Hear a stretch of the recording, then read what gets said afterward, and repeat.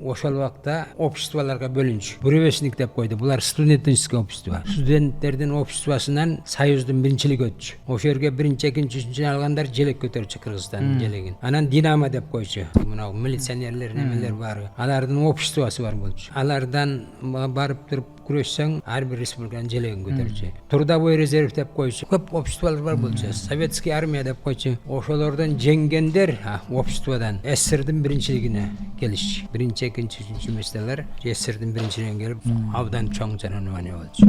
Анан кийин эгемендүүлүк эми чыга баштадык. Эми Азиянын биринчилигинен желек көтөрүп атат балдар. Дүйнөнүн биринчилигинен желек көтөрүп атат балдар. Олимпиададан. Ошолордун ичинен эң мыктылардан болгону Темирбеков Улан деген болгон бир обществодон чемпион бере болду.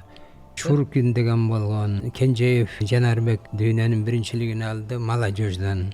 Көп балдар желек көтөрүп турду. Ошолордун ичинен эң көп желек көтөргөн мына Жоламан 22 жолу Кыргызстандын желегин көтөрдү. Только чоң соревнованиялардан да. Азиянын биринчилиги, Мирдин биринчилиги ошо жерден. Кыргызстанды эсептебей Жанарбек Кенжеев 18 жолу көтөрдү Кыргызстан желегин. Ошонун баары жыйналып 90га жакын желек көтөрүлдү. Менин учениктеримде